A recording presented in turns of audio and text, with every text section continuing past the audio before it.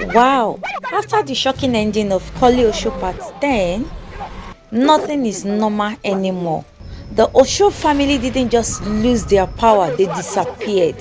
So Koleosho, Oshogbebi, Oshowande, Oshobola, and Efun all trapped inside the ancient book.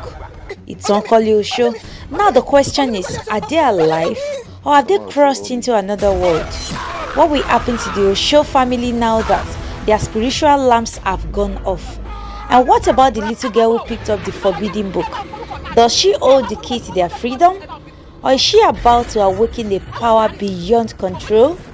Will Kole Osho find a way out of the book? Or will Jawe Shoro return stronger to finish what he started? One thing is certain, part 11 will reveal the true history of Koleosho and the price of breaking a sacred taboo.